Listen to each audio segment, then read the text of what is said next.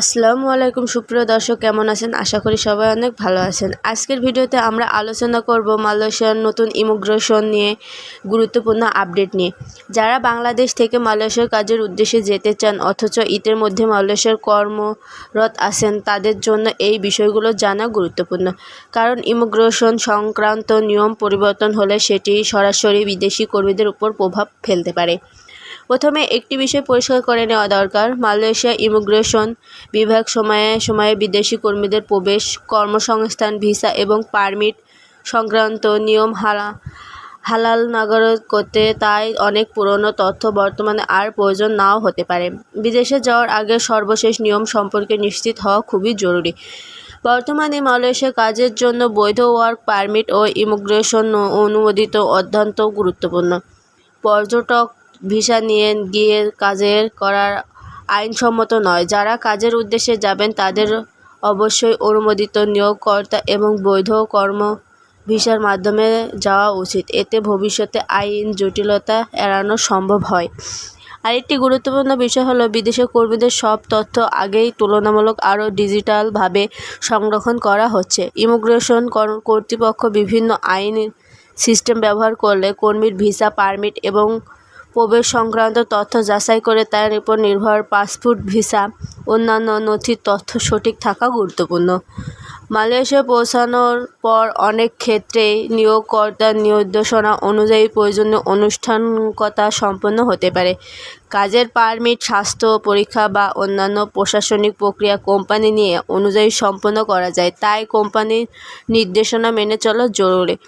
এছাড়াও Malaysia immigration বিভাগ অবৈধভাবে ব্যবস্থাপনা এবং বৈধ কাগজপত্র ছাড়া কাজ করা ব্যক্তিগত বিরুদ্ধে নিয়মিত অভিযান পরিচালনা করে, তাই কোনো অবস্থায় ভিসার মেয়াদ শেষ হওয়ার পরই অবৈধভাবে অবস্থান করা উচিত নয়।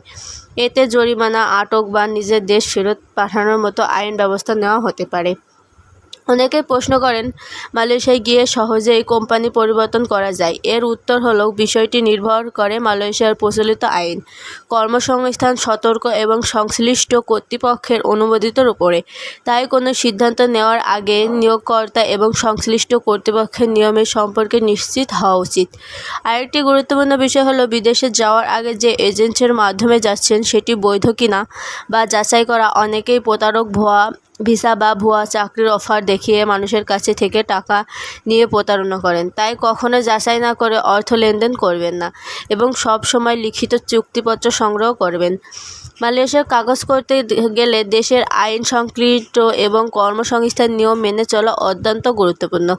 সময় মতো কাজের উপস্থিততা বা কোম্পানির নিয়ম অনুসরণ করা বা বৈধ কাগজপত্র সবসময় নিজের কাছে রাখা একজন কর্মীর দায়িত্ব। সর্বশেষে একটি গুরুত্বপূর্ণ পরামর্শ, ইমিগ্রেশন সংক্রান্ত নিয়ম সময়ে সময়ে পরিবর্তন হতে পারে। তাই সামাজিক যোগাযোগের মাধ্যমে ছড়িয়ে পড়া গুজব বা যাচাইবিহীন তথ্যের উপর নির্ভর না করে সব সময় মালয়েশিয়া ইমিগ্রেশন বিভাগের অফিসার ঘোষণা এবং মালয়েশিয়ার সংশ্লিষ্ট সরকারি কর্তৃপক্ষের বা অনুসরণ করুন। এতে ভুল তথ্যের কারণে ক্ষতির সম্ভাবনা কমে যাবে। প্রিয় দর্শক, বিদেশে যাওয়ার আগে সঠিক তথ্য জানা যেমন গুরুত্বপূর্ণ, তেমনি বৈধ প্রক্রিয়ায় যাওয়ার অত্যন্ত জরুরি। সঠিক সময় নিয়মে মেনে চলে আপনার বিদেশি জীবন আরও নিরাপদ এবং সফল হতে পারে। আজকের ভিডিও এখানেই শেষ করছি। ভিডিওটি যদি আপনাদের ভালো লেগে থাকে তাহলে অবশ্যই একটি লাইক দিন, বন্ধুদের সঙ্গে শেয়ার করুন। মালয়েশিয়ার ভিসা, ইমিগ্রেশন বা চাকরির সর্বশেষ আপডেট পেতে এখনই সাবস্ক্রাইব করে নাও আমাদের ইউটিউব চ্যানেল।